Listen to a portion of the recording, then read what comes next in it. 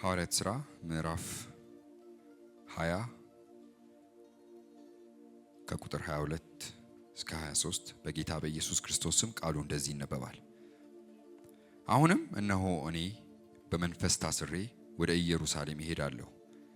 በዚያም የሚያገኘኝ ምን እንደሆነ አላውቅም። ነገር ግን መንፈስ ቅዱስ እስራትና መከራ ይቆያል ብሎ በየከተማው ሁሉ ይመሰክርልኛል። ነገር ግን ሩጫዬንና ከጌታ ከኢየሱስ የተቀበልኩትን አገልግሎት እርሱም የእግዚአብሔርን ጸጋ ወንጌልን መመስከር እፈጽም ዘንድ ነፍሴ በእኔ ዘንድ እንደማትከብር እንደ ከንቱ ነገር እቆጥራለሁ። የእግዚአብሔር ዓላማ በሚል ርዕስ የዕለቱን መልእክት አካፍላችኋለሁ። የእግዚአብሔር ዓላማ ታውቃላችሁ፣ መደበኛ ሰው አይደለንም። ዓላማ ያለብን ሰዎች ነን። የተጠራን ሰዎች ነን። ለዛው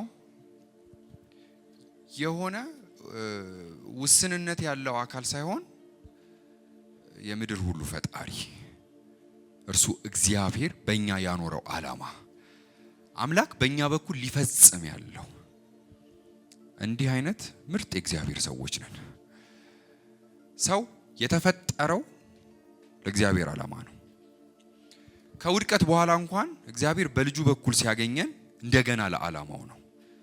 በእኛ በኩል ሊያደርግ፣ በእኛ በኩል ሊፈጽም፣ በእኛ በኩል እንዲሆን የወደደውን ሊያደርግብን። ከዚህ የተነሳ በጣም ልንኮራ የሚገባን መደበኛ ያልሆንን ዝም ብሎ የሚወጣ የሚገባ ያልሆንን በዘመናት መካከል ኖሮ ስንሞት እኚህ ነበሩ የማንባል እግዚአብሔር በእኛ በኩል ሊያደርግ የፈለገው በእኛ በኩል ሊፈጽም የወደደው ዓላማ ያለብን ሰዎች ነን። ኤፌሶን 2 ላይ እንደዛ ይላል አይደለ? እኛ ፍጥረቱ ነንና እንመላለስበት ዘንድ አይደል? እግዚአብሔር በልጁ በኢየሱስ ክርስቶስ በኩል ያንን መልካም ስራ እንድንሰራ ፈጠረን።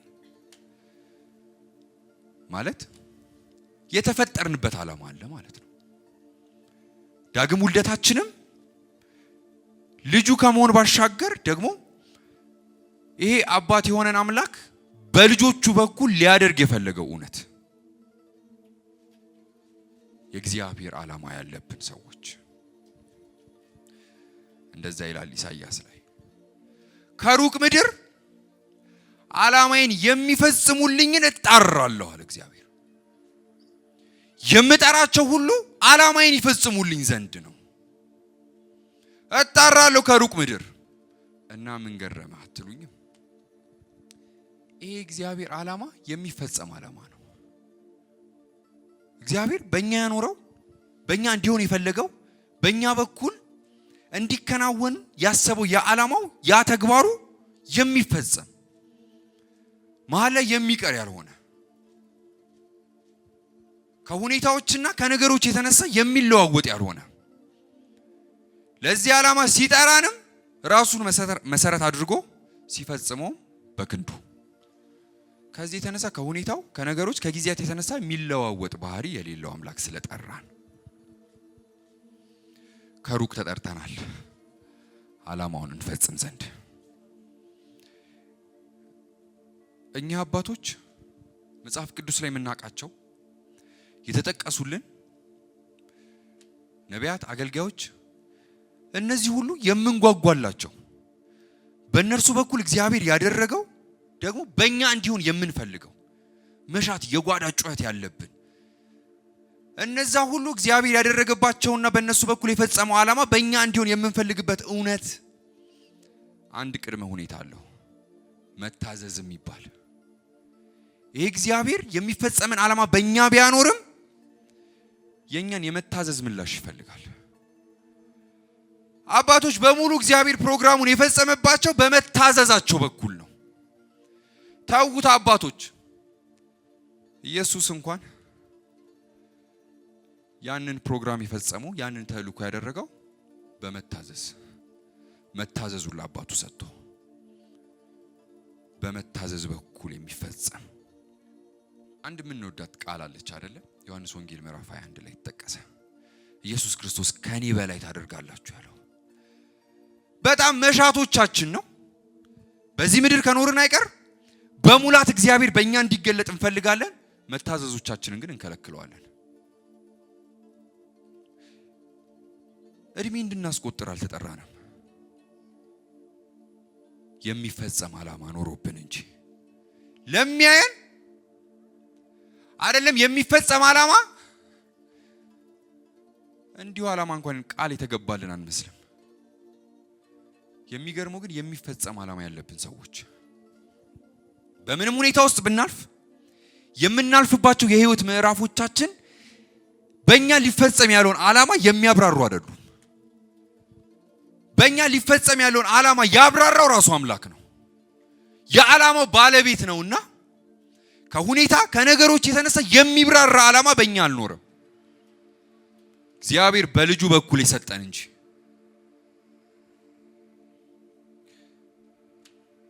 ሶምሶን በአምላክ ፕሮግራም የተወለደ ደግሞ እግዚአብሔር በሱ በኩል ሊያደርግ የፈለገውን እስራኤልን ሊታደግ ከፍልስጤማውያን እጅ ነፃ ሊያወጣ የወደደ በጧቱ ገና በማህፀን ሳለ የተነገረበት ነገር ግን በደሊላ በኩል መደበኛ እንደሆነ አዲሱ መደበኛ ትርጉም ላይ ይላል አይደለ? እንደ መደበኛ ሰው ልታደርጊኝ ነው። ንዝነዛዋ መደበኛ አደረገችው። ለካ መደበኛ ሰው ማለት ከአምላክ ፕሮግራም የሚጎድል ማለት ነው። ዓላማውን ያልተገነዘበ ማለት ነው። እንደ መደበኛ ልታደርጊኝ ትፈልጊያለሽ አላት። ከህይወቶቻችን ደሊላዎች ይነቀሉልን፣ መደበኛ ሊያደርጉን የሚነዘንዙ ከብዙ ነገር የተነሳ መደበኛ ሊያደርጉን መደበኛ እንዳልሆንን ገና በጧት ተነግሮን ነገር ግን እንደ መደበኛ እንድንሆን የአምላክ በመጨረሻም እንደው ለሶምሶን ዘንበል እንዳለለት ዛሬ ዘንበል ይበልልን። ለህይወት ዘንበል ይበልልን። ለመቀጠል ዘንበል ይበልልን። መደበኛ አይደለንም። ጳውሎስ ኢየሱስ ክርስቶስ በደማስቆ ገና በዛ ብርሃን ሲገናኘው ደግሞም በእርሱ በኩል ሊያደርግ የፈለገው በአሕዛብ በነገስታትና በእስራኤል ልጆች ሁሉ ላይ ስሜን የሚሸከም ለኔ የተመረጠ ዕቃዬ ነው ሲለው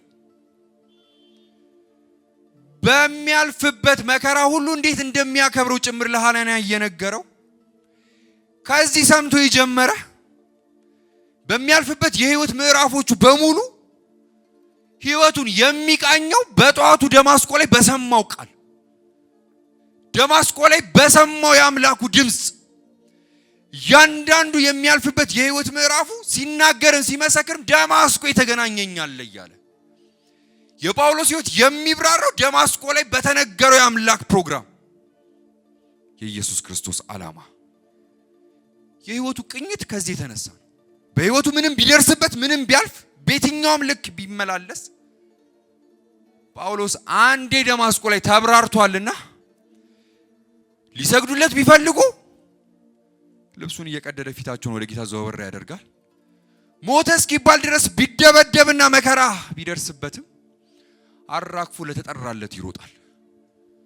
የጳውሎስ የህይወት ምዕራፎቹ መብራራቱ ምክንያቱ ደማስቆ የሆነለት የመጨረሻ ምዕራፎቹ ላይ የኤፌሶን ሽማግሌዎችን ጠርቶ ኤፌሶን በጳውሎስ በኩል የተተከለች ቤተክርስቲያን ናትና ሽማግሌዎቹን ጠርቶ የመሰናበቻ ንግግሮችን ማድረግ ጀመረ። በዚህ መካከል ቁጥር 22 ላይ አንድ ድንቅ ቃል ጀመረ። እንግዲህ ወደ ኢየሩሳሌም ልሄድ ነው አላቸው። መንፈስ ወደዛ እንደሚሄድ እየጠቆመኝ ነው። ወደዛ እንደሚሄድ እየነገረኝ ነው። በማልፍበት መንገድ ምን እንደሚገጥመኝ ብትጠይቁኝ አላውቅም። መንፈስ ቅዱስ ግን አንድ እውነት እየነገረኝ ነው። ያም የሚነግረኝ እውነት በማልፍበት መንገድ ሁሉ እስካሁን እንደመጣሁት እስራትና መከራ ይጠብቃል ይለኛል። ወደ ኢየሩሳሌም ለመሄድ ብወጣ ኢየሩሳሌም ብደርስም የሚጠብቀኝ እስራት የሚጠብቀኝ መከራ ከፊቴ አለ። መንፈስ ቅዱስ ይሄንን እየነገረኝ ግን ይሄ የሚጠብቀኝ እስራትና መከራ ከታየልኝ አያስቆመኝም። የሚደርስብኝ እስራትና መከራ የታየልኝን የሚያብራራልኝ ጭምር አይደለም። ምዕራፍ 21 አጋቦስ እንኳን በመንፈስ ቅዱስ ተረድቶ ይህንን እውነት ቢነግረው እናንተ ይልቁንስ እያለቀሳችሁ አታባቡኝ አላችሁ። ትርጉሙ ላይ እስራትና መከራ እያለኝ አዎ ታዘዘዋለሁ። የሚገርመው ከታየልኝ ይልቅ ያየልኝ ይበልጣል። ስለዚህ ያየልኝ ስለበለጠልኝ ለዓላማው ሽታዬን ሰጣዋለሁ። ምንም ቢገጥመኝ፣ ምንም እስራት ቢመጣ፣ ምንም መከራ ይገጥማል ብሎ ራሱ ያየልኝ ቢናገረኝ በእኔ በኩል ሊያደርግ ከፈለገ አይደለም እስራት አይደለም መከራ ነፍሴ እንኳን በእኔ ዘንድ እንደማትከብር እንደ ከንቱ ነገር ቆጥራታለሁ። ለማን ስል? ለጠራኝ ለእርሱ፣ ዓላማውን በእኔ ላይ ላኖረው ለእርሱ ስል እንደ ከንቱ ነገር ቆጥራታለሁ። ያው ቃል እንዲህ ይላል። ለሰጠኝ መልእክት ይሏል ቃል በቃል ያው ቃል ሲተረጉሙ ለሰጠኝ መልእክት ስል እጓዛለሁ። ምንም ቢገጥመኝ እጓዛለሁ። ለማ ለእርሱ እሄድለታለሁ። እርሱ በእኔ በኩል መክበር ከፈለገ በእኔ በኩል ሊፈጽም የወደደውን ሐሳቡን ካኖረ እሺታዬን ሰጣዋለሁ። መከራም ቢገጥመኝ ለእኔ ጉዳይ እስራቴ አይደለም፣ መከራዬ አይደለም፣ ጉዳይ የራሱ ነው። እርሱ ፈልጎ በእኛ በኩል ዓላማውን መፈጸም ፈልጎ እርሱ እግዚአብሔር በእኛ በኩል ይሄን አደርጋለሁ ብሎ ነፍሴ በእኔ ዘንድ እንደማትከብር ስለኔ ማስብበት እውነት አይደለም ነው። ደማስቆ ላይ ከበራልኝ ብርሃን የተነሳ ገና በጠዋቱ በእኔ ሊያደርግ የወደደውን ሲነግረኝ እሺታዬን የሰጠሁት። የሚገጥሙኝ ነገሮች እሺታዬን እንድነሳው አያደርገኝም። ደማስቆ ጠዋቴ ላይ ራሱ እኔን አብራርቶኛል። ምን ብሎ? ስሜን የሚሸከም ነው ብሎ። ስለዚህ የሚደርስብኝ የማልፍበት የህይወት ምዕራፍ ይህን ስም አያወርደው፣ የተሸከምኩትን የእርሱን ዓላማ አያወርደው። ይጠብቀሃል እያለኝም እርሱን ሰምቼ እሄዳለሁ። አልቀሳችሁ ልታስቀሩኝ ብትሞክሩ እምባባ አይደለሁም። የታየልኝን አይቻለሁ። ቄሳር ፊት ሊቆም ግድ ነውና በጣም ሲጨነቁ እርሱ በደህና ተጠብቋል። ደማስቆ ላይ ሰምቷል። ግን ያ የተሰባበረ መርከብ ላይ እንዲረጋጋ ያደረገው ከተነገረበት ድምጽ የተነሳ ብቻ ሳይሆን ተናጋሪውን ስላወቀው ነው። ተናጋሪው እርሱ በምንም ሁኔታ ውስጥ ማድረስን ያውቅበታል። በየትኛውም የህይወት ምዕራፍ ውስጥ ቢገባ ማላቀቅን ያውቅበታል። እና እስራትና መከራ ይጠብቃል እያለኝም በእኔ ላይ ያኖረው ያ ዓላማ የሚፈጸም ነው። እስራቱም መከራውም የሚያስቆመኝ አይደለም። እና በምንም ሁኔታ ውስጥ እያለፋችሁ ያላችሁ ይድረስ ይሄ መልእክት። እግዚአብሔር የሚፈጸምን ዓላማ በእናንተ አኑሯል። የሚገድበው የለም። እርሱ የጠራችሁን የሚይዘው የለም። ከሱ የሚበልጥ ብርቱ ክንድ አናውቅም።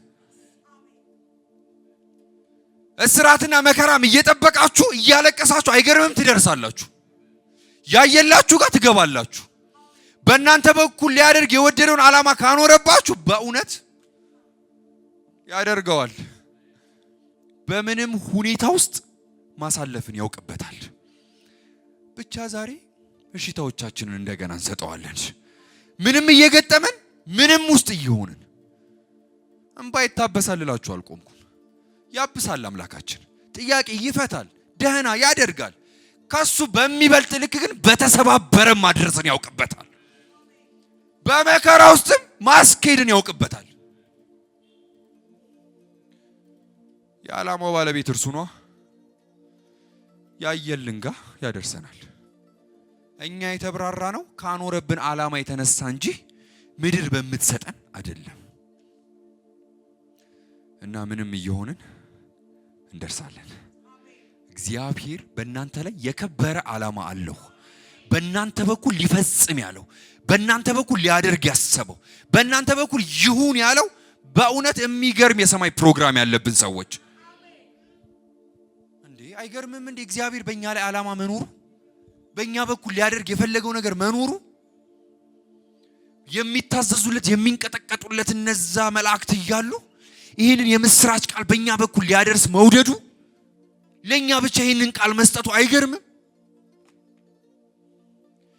ሊያዩት እንኳን የማይደፍሩ በብርሃናት መካከል የሚኖረው ይሄ ውዱ አምላካችን በልጁ በኩል ሲቀርበን ለኛ ሲታየን ዛሬም በመንፈስ ቅዱስ አማካኝነት ከእርሱ ጋር ህብረት ስናደርግ እንዴ አይገርምም እንዴ?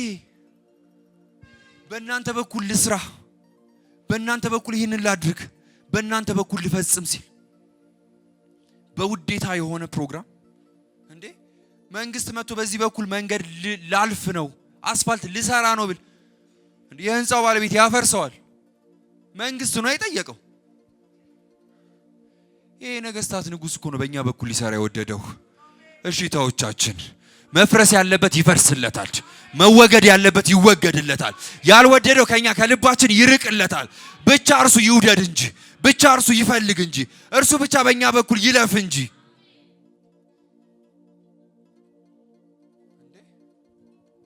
እርሱ እግዚአብሔር ይፈልግ እንጂ በእኛ በኩል ይህንን ማድረግ ነፍሴ በእኔ ዘንድ እንደማትከብር እኔን ብትጠይቁኛ ለፊልጵስዩስ ልሄድ ከእርሱ ጋር ልኖር ናፍቃለሁ፣ ግን ትርጉሙ ላይ በዚህ መኖሬ ለእናንተ ጥቅም ነው ማለት ለጥቅም ነው የቆየ ነው። መደበኛ ሰዎች ሆነን እኚህ ነበሩ ተብሎ የሚጻፍልን ሰዎች አይደለንም። ለጥቅም ነው ያኖረን፣ ለጥቅም ነው ያለ ነው። ከኖርን አይቀን የሚባክን እድሜ እንዳይኖረን፣ ከእንግዲህ የሚቃጠል እድሜ እንዳይኖረን፣ በህይወት ምዕራፎቻችን ምንም የምናልፍበት ነገር ቢኖርም እሺታዎቻችንን እየሰጠነው የወደደውን እንዲፈጽም፣ በእኛ በኩል ሊያድን የፈለገውን እንዲያድን፣ በእኛ በኩል ሊፈውስ ከፈለገ እንዲፈውስ፣ በእኛ በኩል ሊያጽናና ከፈለገ ያጽናናብን። እግዚአብሔር ነው የፈለጋችሁ፣ እግዚአብሔር ነው የፈለገሽ። ምንም ውስጥ እየሆንሽ አዎ እግዚአብሔር ፈልጎናል። ዳዊት እንደዚህ አለ። ይሄን ብዬ እንጸልያለን። በመከራ መካከል ብሄድ አለ አንተ ህይወቴን ትጠብቃታለህ፣ በከበቡኝ መካከል እጅህን ትዘረጋለህ። ከዛ እንዲህ የሚል ቃል አለ አዲሱ መደበኛ ትርጉም ላይ እግዚአብሔርም በእኔ ያለውን ዓላማ ይፈጽማል አለ። ምን ውስጥ ሆኖ? በመከራ መካከል እየሄደ ለሚያየው አይደለም የሚፈጸም ዓላማ እንኳን እንዳለበት አያስታውቅም። ለሚያየው ምስኪን ነው፣ ለሚያየው መደበኛ ነው የሚመስለው። በዚህ ሁሉ ውስጥ ግን እያለፍኩም አንተ ዓላማን በእኔ ላይ ያኖርከውን ትፈጽማለህ። እንዴ በመከራ ውስጥ እየታለፈም ለካ ይፈጸማል። ለካ እግዚአብሔር ዓላማውን ሊፈጽም ሲፈልግ የተደላደለ መንገድ አይፈልግም። በየትኛው መንገድ መፈጸምን ያውቅበታል። ለምን? እሱን የሚይዘውና የሚገድበው ተራራ ስለሌለ። ይልቁንስ በፊት ያለውን ተራራ እየናደ እየነደለ በመከራ መካከል ብሄድ ቃል በቃል ቢከቡኝ ጠላቶቼ ሳይ የሚያወጣኝ ያለ አይመስልም። እነርሱም ሲከቡኝ የሚያድነኝ ህይወቴን የሚታደጋትና የሚጠብቃት ያለ አይመስልም። ስታይ አካሄዴ መከራ ውስጥ ነኝ። የማለቅስበት ርዕስ የበዛብኝ ያቀረቀርኩኝ ነኝ። የተዘረጋብኝ እጅ የከበቡኝ ጠላቶቼ የምተርፍ አልመሰላቸው፣ ህይወቴን የሚይዟት መሰላቸው። በዚህ ሁሉ ውስጥ ግን እጅህ ተዘረጋችልኝ እና ያ የተዘረጋ አምላክ እጅ ምን አደረገ ሲባል ከመከራ ወጣው? አረ አላወጣውም። በዛው እየሄድኩ ዓላማውን ፈጸመብኝ። አዎ አምላካችን ከመከራም ያድናል፣ ይታደጋል። በመከራ ውስጥም ግን ማድረስን ያውቅበታል። የሚበልጠው ዕውቀት ይሄ ነው።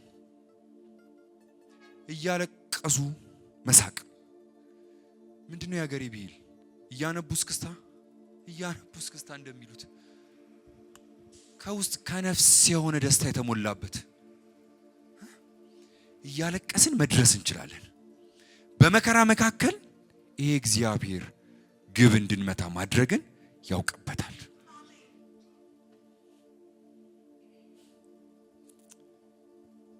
ኢየሱስ የተላከበትን የመጣበትን እውነት ያንን ዓላማ ፈጽሞ ይኸው አከበርኩ ቀድሞ በነበረኝ ክብር አክብረኝ ብሎ ወደ አባቱ እንደጮኸ የተላክንበትን በእኛ ሊያደርግ የወደደውን የአምላክን ዓላማ መፈጸም ይሆንልን።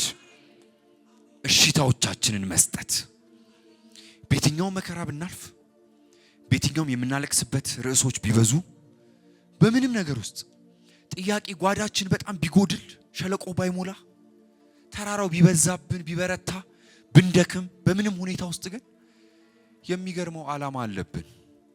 ከብዙ ንዝነዛ የተነሳ የሚቋረጥ የለም የምንጥለው እንጂ። ልድገመው፣ የትኛው መከራ የትኛው ሁኔታ ቢነዘንዘን የተሸከምነውን ሊያስጥለን አይችልም። እኛ ግን ልንጥለው እንችላለን። ሳምሶን ደሊላ አላስጣላችሁም፣ ራሱን ይጣለው። ከንዝነዛዋ የተነሳ መደበኛ ሰው የሆነላት እርሱ ነው። የደሊላ ንዝነዛ አላስጣለም። ደሊላ አቅም አልነበራትም። ሳምሶን ቀድሞ ለአምላኩ የሰጠውን ፍቃድ ለደሊላ ሰጥቶ እንጂ የሚነዘንዘንን እግዚአብሔር ይጥረግልን። እንደው እንድንጨክን ለሚነዘንዘን አንድ ምላሽ አለን። ነፍሴ በእኔ ዘንድ እንደማትከብር እንደ ከንቱ ነገር ለማስል ለአምላኬ ስል ዓላማውን በእኔ ላይ ላኖረው ለእርሱ ጌታዬ ስል ለጠራኝ ስል ለእርሱ ለወደደኝ ለፈቀደ ላዳነኝ በእኔ ስራ ሊሰራ ለወደደ ወንድሞቼ እህቶቼ ቀን ሳለ መንቃት እንዲሆንልን ቀን ሳለ ሰራለሁ እንዳለ ሌሊት ሳይመጣብን የማንሰራባት ሰዓት ሳትመጣብን የማንነቃባት ሰዓት ሳትመጣብን እሺታዎቻችን ለጠራ ለእርሱ ብቻ እንዲሆን ሩቅ በነበርንበት ሰዓት በልጁ በኩል የጠራን ያዳነን ደግሞም ልጅ ያደረገን አባት ልጁን እንደሚልክ የላከን እንደዛኛው ኪዳን ባሪያ ብቻ ያላደረገን ልጅ እንደሚላክ ነው አባት የላከን። ልጅ ነን ደግሞስ የሚላክ ልጅ ዝም ብሎ ቁጭ ብሎ የሚሟሟቅ ብቻ ያልሆነ የሚላክ ልጅ ነው ያደረገን።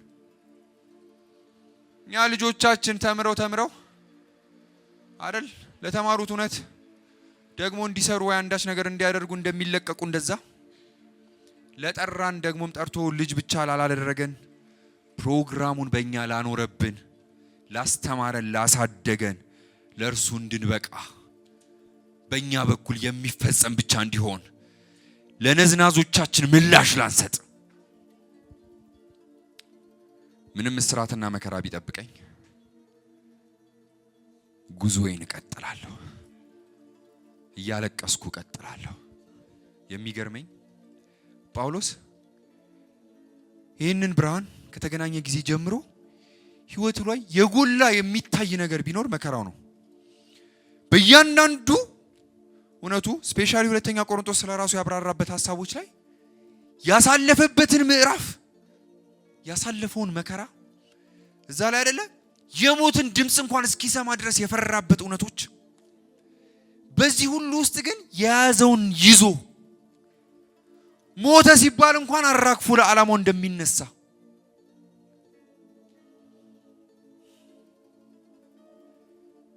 የተሸከመውን ሊያስጥሉት ሲመጡ ለተሸከመውነት ጎብጦ ይቀረ ቀና ያላለ መደበኛ ሰውና ዓላማ ያለበት ሰው ያስታውቃል። ዓላማ ያለበት ሰው እንደጎበጠ ነው የሚሄደው። ሸክም እንድናቀረቅር ያደርገናል። እንደው ሸክማችንን ያራገፍን ካለን እንደገና ይጫንብን። ዛሬ በምህረቱ ያኖርብን። ዓላማ አለብን። የተጠራን ሰዎች ነን። የተጠራን የእግዚአብሔር ልጆች ነን። ዓላማ እንደሌለው እንደ መደበኛ ሰው የምንኖር እንደ መደበኛ ሰው የምንመላለስ አይደለንም። እንመላለስ ዘንድ አላለም። ያለበት ይመላለሳል። ለካ አይቆምም። ሸክም ስትቆም ነው የሚደክምህ። ስትሄድ አይታወቅም። አህያ ስትሸከም ያንን ሸክም ተሸክማ ከቆመች ባህሪ ታወጣለች። ብዙ አመል ይታይባታል። ሸክሙን ይዛ ከሄደች ግን አቀርቅራ እንደዛው እንደምትሄድ ሸክም ያለበት ይጓዛል። ሸክም ይዞ ግን የቆመ አመል ያወጣል። አመል እናወጣለን ከቆመን። ሸክም አናራግፍም፣ እንቀጥላለን እንጂ